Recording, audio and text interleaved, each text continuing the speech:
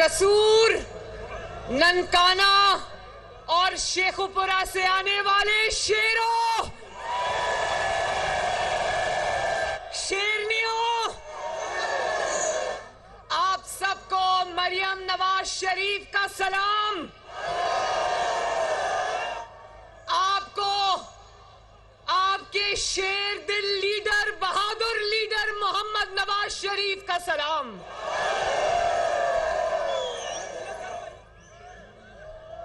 मैं अपनी बात का आगाज नवाज शरीफ की जुर्रत और बहादुरी से करना चाहती हूं। शेरों,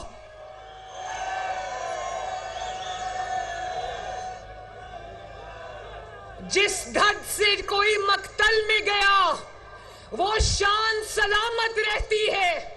ये जान तो आनी जानी है, इस जान की कोई बात नहीं।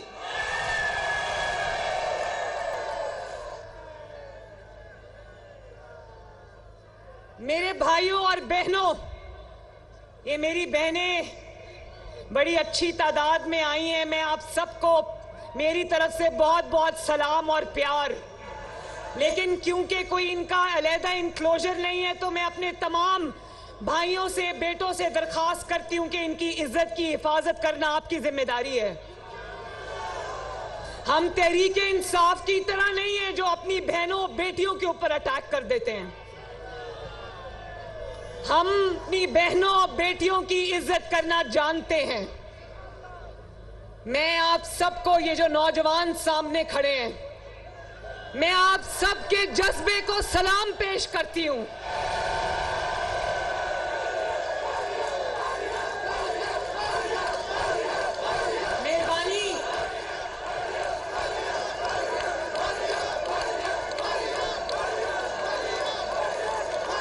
मेरे भाइयों और बच्चों और बहनों, कौमों की जिंदगियों में मुश्किल वक्त आते रहते हैं।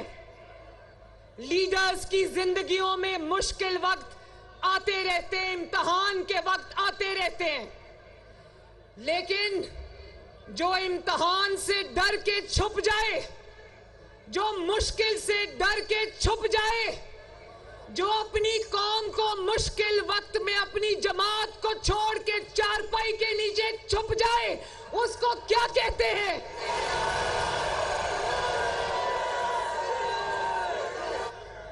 जो इम्तिहान में फेल हो जाए उसको क्या कहते हैं? क्या उसको लीडर कहते हैं? उसको लीडर नहीं कहते हैं, उसको इमरान खान कहते हैं, उसको गीदड़ कहते हैं। क्या कहते हैं?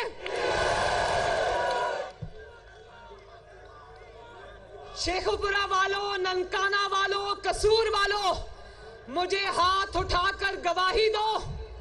जितना कड़ा वक्त नवाज शरीफ पर आया, बार बार आया, जितना बड़ा इम्तिहान पिछले 5 सालों में नवाज शरीफ पर आया, क्या नवाज शरीफ एक दिन भी घबरा कर छुप गया?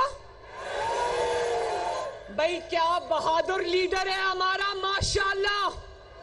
क्या शुजात वाला लीडर है, क्या शेर है, माशाअल्लाह। क्या शेर दिल लीडर है। उसने अपने कारकुनों को अपनी ढाल नहीं बनाया। मेरे बच्चों, उसने आपको ढाल नहीं बनाया। उसने आपको सड़कों पे डंडे खाने के लिए नहीं छोड़ा। वो अपनी बेटी का हाथ पकड़कर गिरफ्तारी देने के लिए पाकिस्तान आया और कहा कि अगर किसी को कुर्बानी देनी है तो नवाज शरीफ देगा।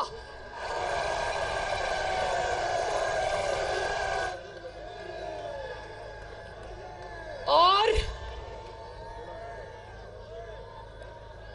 जितना कड़ा वक्त नवाज शरीफ पर आया, मुशर्रफ के वक्त में आया, पिछले 5 साल में आया, जब जालिम हुक्मरान और उसके सहूलतकार सेम पेज पर बैठे थे, क्या नवाज शरीफ घबराया? क्या घबरा के छुपा? क्या उसने कहा कि मैं अदालत में पेश नहीं होऊंगा? क्या उसने कहा कि मैं 70 साल का हूं? क्या उसने कहा मैं बीमार हूं?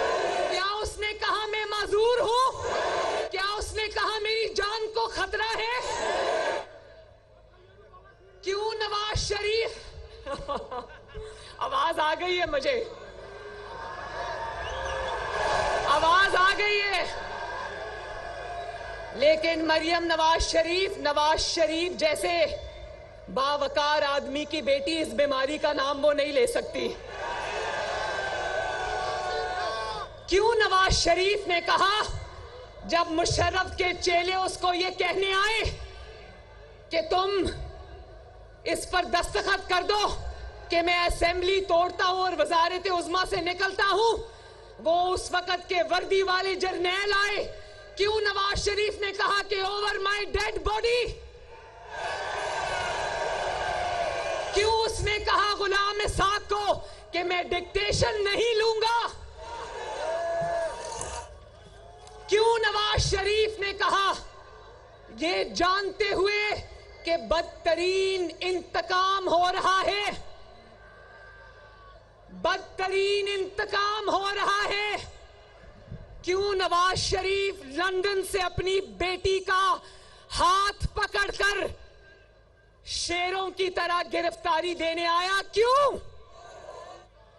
क्यों नवाज शरीफ ये जानते हुए भी कि मुकदमात झूठे हैं, जिन मुकदमात में नवाज शरीफ को पूछा जा रहा है उन मुकदमात का फैसला मुकदमात शुरू होने से पहले ही सहूलतकार कर चुके थे? क्यों ऐसे मुकदमात में, झूठे मुकदमात में नवाज शरीफ ने 200 पेशियां दी? कितनी? क्यों वो अपनी मरती हुई बीवी को छोड़ के लंदन से आया? ये लाहौर में होते हुए चारपाई के नीचे छुपा हुआ है, वो लंदन से आ गया। शेरों, मुझे बताओ क्या लंदन जाकर पाकिस्तान की पुलिस नवाज शरीफ को गिरफ्तार कर सकती थी? वो आया, मरती हुई बीवी को छोड़ के आया, जिससे तकरीबन 50 साल की रफाकत थी। उस मरती हुई बीवी को बिस्तरे मर्ग पे छोड़ के आया। क्या कभी पाकिस्तान की 75 साला तारीख में कभी इतनी बहादुरी देखी? मुझे आपकी बहन और आपकी बेटी मरियम को कोट लखपत जेल से नवाज शरीफ की मौजूदगी में गिरफ्तार किया। क्या नवाज शरीफ ने, और मेरे भाइयों मेरी बात सुनो, क्यों नवाज शरीफ ने अपनी बेटी जिसको उसने फूलों की तरह रखा था उसको अपने सामने गिरफ्तार होने की अजियत नवाज शरीफ ने क्यों बर्दाश्त की? मैं बताती हूं क्योंकि नवाज शरीफ का अल्लाह ताला के फजलो करम से दामन साफ था। क्योंकि नवाज शरीफ ने चोरी नहीं की थी, क्योंकि नवाज शरीफ के दामन पे दाग नहीं था। कौन कहता था चोरी नहीं की तो तलाशी क्यों नहीं देते? अब मरियम नवाज शरीफ पूछती है चोरी नहीं की तो तलाशी क्यों नहीं देते?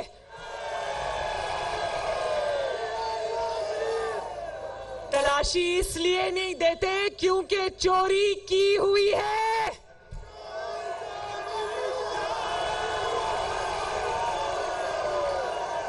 जिसने चोरी नहीं की होती वो अपनी तलाशी भी देता है, अपनी बेटी का हिसाब भी देता है, अपनी 3-3 नस्लों का हिसाब भी देता है, अपनी जमात का भी हिसाब देता है। ये आपके सामने पंजाब का शेर राणा सनाउल्लाह खड़ा है।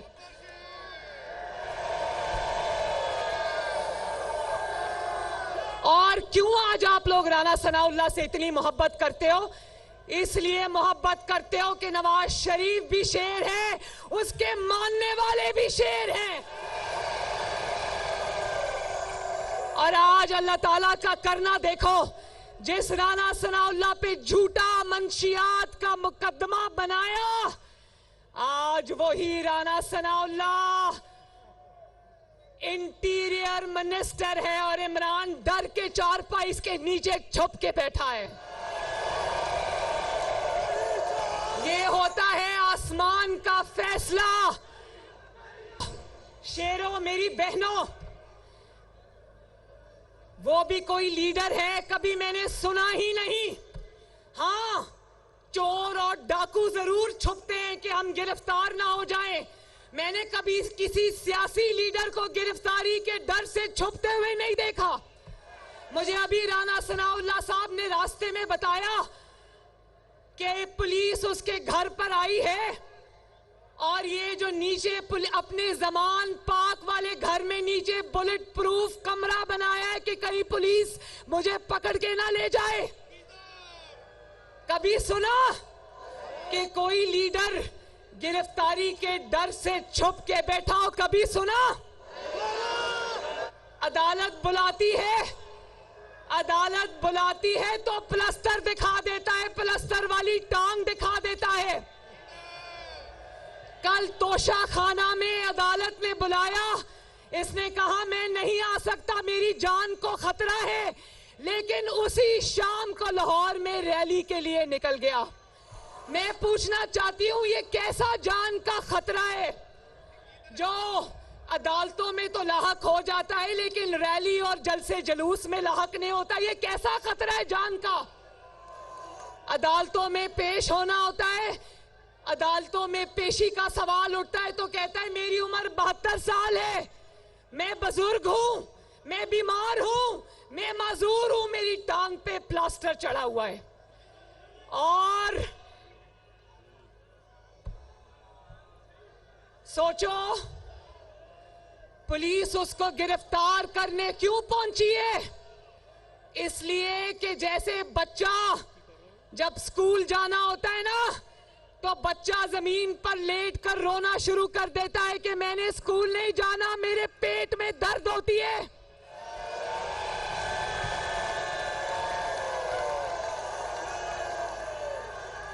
ये कहता है मैंने अदालत नहीं जाना, मेरी टांग टूटी हुई है। बताओ जरा, यकीन मानो अगर मेरा लीडर ऐसा होता, मेरा बाप ऐसा होता, मैं तो शर्म के मारे किसी को मुंह ना दिखा सकती।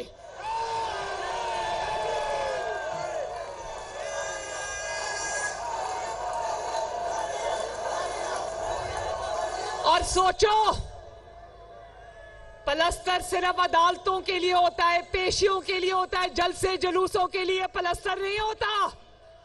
सोचो जिस गीदड़ को जो अपने आप को लीडर कहता है उसको अदालत में पेश करने के लिए गिरफ्तार करने की जरूरत पड़े, उस जमात का और उस लीडर का अल्लाह ही हाफिज है। और फिर कहता है, आजकल टीवी पे बड़ा रोता है, कहता है कि मरियम को जलसे करने की आजादी है, मुझे आजादी नहीं है। तो मरियम एक सवाल पूछती है कि क्या ये मरियम को आजादी तुमने प्लेट में रख के दी थी? तुम्हारा जितना जुल्म और जबर मरियम ने 4-5 साल बर्दाश्त किया, तुम तो उसका 1% मर्दों के भी बर्दाश्त नहीं कर सकते। और ना सिर्फ इसका जबर बर्दाश्त किया, ये वही था ना जो कहता था नवाज शरीफ की जेल से एसी उतरवा दूंगा, पंखे उतरवा दूंगा, मुंह पे हाथ फेर के कहता था मैं इनको छोड़ूंगा नहीं। गजब खुदा का आज देखो, चूहे की तरह छुप के बिल में बैठा है।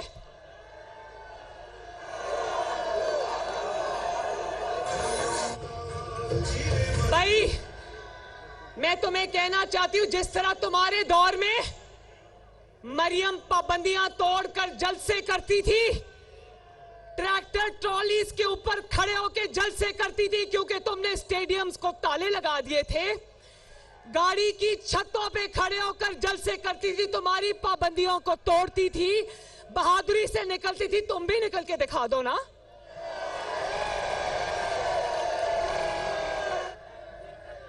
तुम मंजी के नीचे से अगर नहीं निकलोगे तो कोई क्या करेगा? मुझे इस बात का जवाब चाहिए।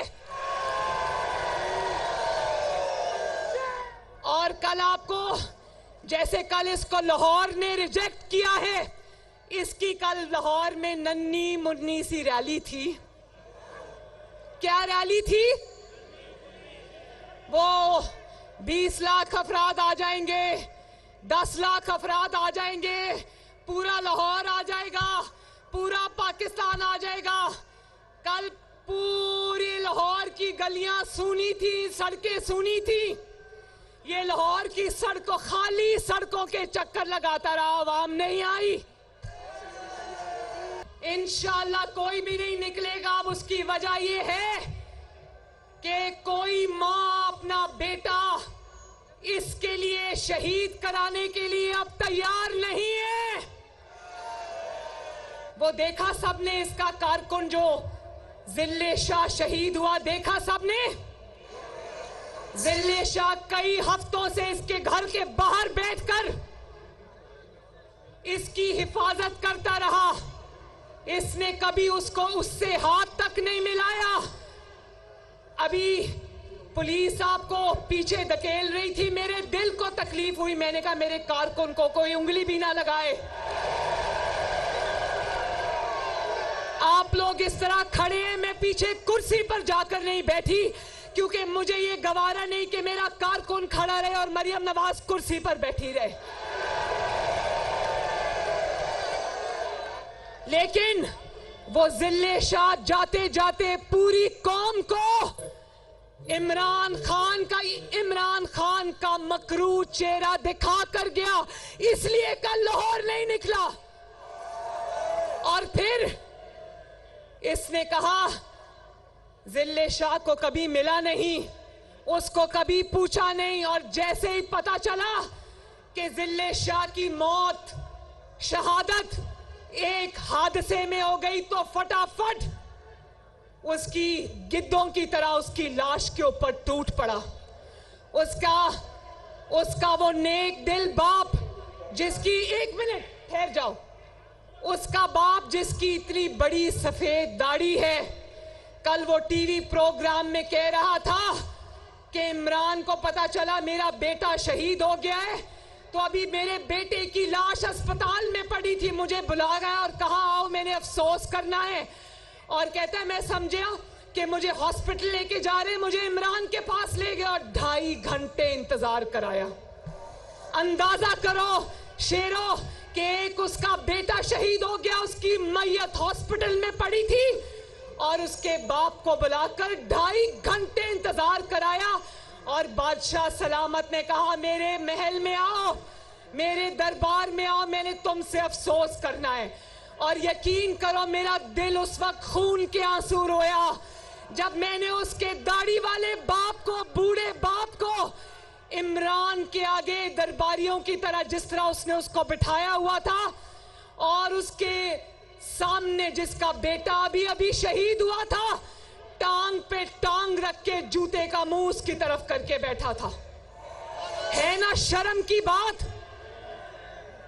जिल्ले शाह अगर पीटीआई का वर्कर था तो मैं उसकी इज्जत करती हूं क्योंकि वो सियासी जमात का कारकुन था और सियासी जमात के कारकुन की इज्जत मेरी इज्जत है। अब देखो किस तरह इन्होंने झूठ बोला, किस तरह कारकुन जिसको कभी मुंह नहीं लगाया जब वो शहीद हो गया, तो किस तरह उसकी मौत पर सियासत की। एक छोटी सी वीडियो है, मैं दिखाना चाहता हूं, जरा देखो इसको। वो जरा तस्वीर दिखाओ जहां पे अफसोस कर रहा है बादशाह सलामत, वो तस्वीर दिखाओ जरा। वो तस्वीर नहीं है, वो पाकिस्तान के हर सियासी कारकुन की तजलील है, तजहीक है। दिखाओ, नहीं है? अच्छा, तो मैं ये इमरान खान से सवाल करना चाहती हूं, मैं कौम की माओं से सवाल करना चाहती हूं कि मैं इमरान खान से, हर मां को ये सवाल करना चाहिए कि अपनी गंदी सियासत की खातिर कितनी माओं की गोदें उजाड़ोगे इमरान खान। पहले उनकी गोदें उजाड़ता है, अपने बच्चे लंदन में की महफूज हवाओं में, कौम के बच्चे फालतू आए हुए हैं कि उनको डंडे खाने के लिए सड़कों पे छोड़ा हुआ है। चाहे वो तहरीक इंसाफ का कारकुन हो या मुस्लिम लीग नून का कारकुन हो या पुलिस का ऑफिसर हो, पुलिस का जवान हो, बेटा हो, मरियम नवाज शरीफ किसी की तज़ीक नहीं होने देगी इंशाल्लाह। और अभी मैं आते आते एक बात ध्यान से सुनना, अभी मैं आते आते वो डैम वाले बाबा जी साकिब निसार का इंटरव्यू सुन के आई हूं। कहता है मरियम नवाज शरीफ बदतमीज है।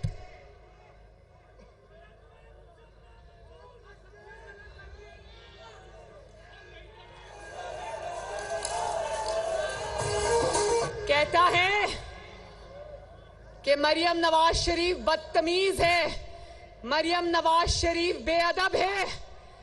साकिब निसार, मैं तुम्हें यह कहना चाहती हूं कि मरियम नवाज शरीफ की परवरिश नवाज शरीफ जैसे बाप और कलसूम नवाज शरीफ जैसी मां ने की है। मरियम नवाज शरीफ ना बदतमीज है ना बेअदब है, लेकिन नवाज शरीफ और कलसूम नवाज ने मुझे जाबिर हुक्मरान के सामने कलमाए हक कहना सिखाया है।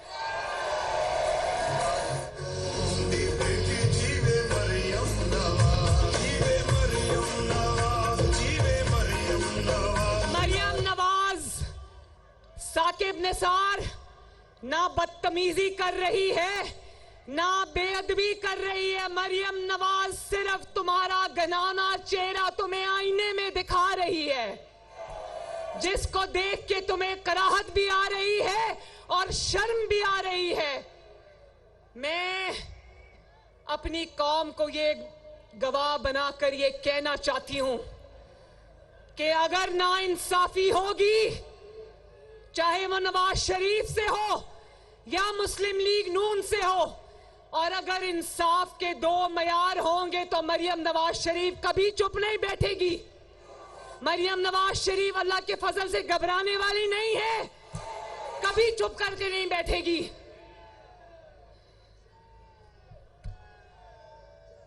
और मेरे भाइयों, मेरी बहनों, इलेक्शन आने वाला है और नवाज शरीफ की जमात मुस्लिम लीग नून इलेक्शन लड़ने के लिए नहीं बल्कि जीतने के लिए मैदान में उतर चुकी है।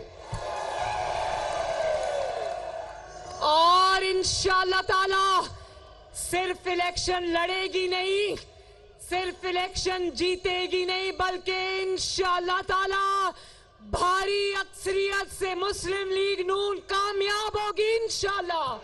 मेरे भाइयों और बहनों, मैं एक बात बता दूं, इलेक्शन के लिए हम तैयार हैं इंशाअल्लाह। वैसे आज का जज्बा देखकर मेरा दिल कर रहा है कि मैं शेखुपुरा से इलेक्शन लड़ने के लिए खड़ी हो जाऊं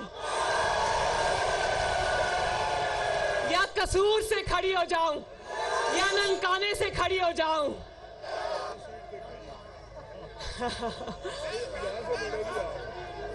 लेकिन मेरे भाइयों और बहनों, जब तक नवाज शरीफ के साथ इंसाफ नहीं होगा, मुस्लिम लीग नून ऐसा इलेक्शन कभी नहीं चाहेगी। इंसाफ के दोनों तराजू के दोनों पलड़े बराबर करो और सुबह इलेक्शन करा दो, मुस्लिम लीग नून तब भी जीतेगी इंशाअल्लाह ताला। ये नहीं हो सकता कि बेगुनाह नवाज शरीफ अभी भी सजाएं भुगतता रहे और दूसरी तरफ मुजरिम इमरान खान दंदनाता फिरे। ये नहीं होगा, ऐसे हालात में इलेक्शन नहीं होंगे। पहले जो तराजू है उसके दोनों पलड़े बराबर करो, सुबह इलेक्शन करा दो। मुस्लिम लीग नून इलेक्शन से भागने वाली नहीं। अल्लाह ताला आप सबका हामियों नासिर हो। अल्लाह ताला आपको खुश रखे, आबाद रखे। मेरे साथ नारा लगा दो, शहबाज शरीफ। राना तनवीर साहब, आपका बहुत बहुत शुक्रिया। नवाज शरीफ के बहुत बावफा साथी हैं। राना तनवीर और जितनी भी कसूर की क़यादत यहाँ पर है, ननकाना की क़यादत है, मैं सबका शुक्रिया अदा करती हूँ। आखिर में दो नारे लगाने, दरो दीवार गूंजने चाहिए। नवाज शरीफ, पाकिस्तान। अल्लाह हाफिज। शेखुपुरा में चीफ ऑर्गेनाइजर मुस्लिम लीग नून मरियम नवाज तंजीमी कन्वेंशन से खिताब कर रही थी। उन्होंने कहा कि हम तहरीक इंसाफ जैसे नहीं, बहनों और बेटियों की इज्जत करते हैं। कौमों की जिंदगियों में मुश्किल वक्त आते रहते हैं। बराह रास्त आपको बराह रास्त लिए चलेंगे। इस वक्त पाकिस्तान तहरीक इंसाफ के रहनुमा मीडिया से गुफ्तगू कर रहे हैं। हमने ये देखना है कि ये जो 25 मई से जो सिलसिला शुरू हुआ है पाकिस्तान तहरीक इंसाफ और इमरान खान के पीछे जुल्म और बर्बरियत का जो एक सिलसिला शुरू हुआ है वो अभी तक रुकने का नाम नहीं ले रहा। एक तरफ हमारी पार्टी और इमरान खान जो कि हमेशा कानून और आइन के दायरे में रहे हैं, उन्होंने हमेशा इस बात का जिक्र किया और आज भी किया कि हमने कोई तशद्दुद का जवाब तशद्दुद से नहीं देना, हमने पुरअमन रहना है। हमने किसी तरह से भी जो पुलिस वहाँ पे मेरे हिसाब से गैर कानूनी तरीके से गई थी और बदनीयती से गई थी, क्योंकि एक तो ये था कि जो उनका जो वारंट हुआ है जो जारी किया गया उस पे एड्रेस जो है वो बनी गाला का था और ये पहुँच गए उधर। लेकिन इन बातों के अलावा जो असल चीज़ है वो ये है कि हम अपनी कानूनी जंग लड़ते रहेंगे। हम कानूनी जंग लड़ रहे हैं और हमने ये देखना है कि हमने पाकिस्तान से ये जो इस वक्त उचक्के लुटेरे हम पे मुसल्लत किए गए हैं, जिन्होंने कि मुल्क की मईशत की, मुल्क के समाजी तौर पे और मुल्क की अखलाकियात हर तरह की इन्होंने उसकी ईंट से ईंट बजा दी है। मुल्क में गरीब को 2 वक्त का खाना नहीं मिल रहा और ये हुकूमत, ये मुसल्लत की हुई हुकूमत, इनका काम सिर्फ और सिर्फ ये रह गया है कि हम इमरान खान को किस तरह से गिरफ्तार करें, किस तरह से हम इलेक्शंस ना करवाएं, किस तरह से हम एक सबसे बड़ी पार्टी को दीवार से लगाएं। देखिए, हमने ये देखा है वाक़या 1971 में भी, जबकि एक सबसे बड़ी सियासी जमात को उसका आईनी हक नहीं दिया गया, उससे मुल्क 2 लख्त हो गया। फिर हमने देखा 79 में जुल्फ़िकार अली भुट्टो को फांसी पे लटकाया गया, उससे मुल्क को कितना नुकसान हुआ। उसके बाद बेनज़ीर भुट्टो को एक्सप्लोजन के ज़रिए उसको हलाक किया गया। तो लगता ये है कि इस मुल्क में जो अवाम के लीडर होते हैं उनको ज़िंदा नहीं छोड़ा जाता, उनको हर तरह से एलिमिनेट करने की कोशिश की जाती है। और हमने ये भी देखा है कि हमारे लीडर, इस मुल्क के महबूब तरीन लीडर इमरान खान, ये वो लीडर है जिस पे सारा पाकिस्तान फख्र करता है, मां सिवाय इन चोर उचक्कों के और वो उन लोगों के जो कि जिनके लिए वो एक खतरे की घंटी है। उन्होंने वजीराबाद में इस पे कातलाना हमला करवाया, जिसका कि इमरान खान अपनी तकरीरों में पहले ही जिक्र कर चुके थे कि इन्होंने मुझ पे हमला कराना है, कातलाना हमला कराना है। लेकिन चूंकि वो कामयाब नहीं हो सके, अब उन्होंने और तरीके इस्तेमाल करने शुरू कर दिए हैं। हम ये समझते हैं कि इमरान खान पाकिस्तान के अवाम की जंग लड़ रहा है, वो कोई ज़ाती जंग नहीं लड़ रहा। और पाकिस्तान को जिन लोगों के हवाले कर दिया गया है वो इस मुल्क को की सालमियत के लिए ख़तरा हैं, वो नेशनल सिक्योरिटी थ्रेट बन चुके हैं हमारे मुल्क के लिए। हमने इनसे जान छुड़ानी है और हमने इलेक्शन का इनेकाद को यकीनी बनाना है। लेकिन हम ये देख रहे हैं कि मुख्तलिफ़ किस्म के आइन की भी धज्जियाँ उड़ाई जा रही हैं और कानून की भी। ये कैसे हो सकता है कि आइन में जो चीज़ बड़ी वाज़े लिखी हुई हो कि इलेक्शन कितने अरसे में करना है, अगर असेंबली डिसॉल्व हो तो 90 दिन के अंदर, उसमें यह नहीं लिखा हुआ कि आपके पास पैसे नहीं है तो क्या होगा, आपकी नीयत नहीं है तो क्या होगा। ये सारी चीज़ें आइन में नहीं है, क्योंकि आइन ने ये गुंजाइश ही नहीं छोड़ी कि कोई गासिब, कोई मुसल्लत किया हुआ टोला इलेक्शंस को सबोटाज ना कर सके।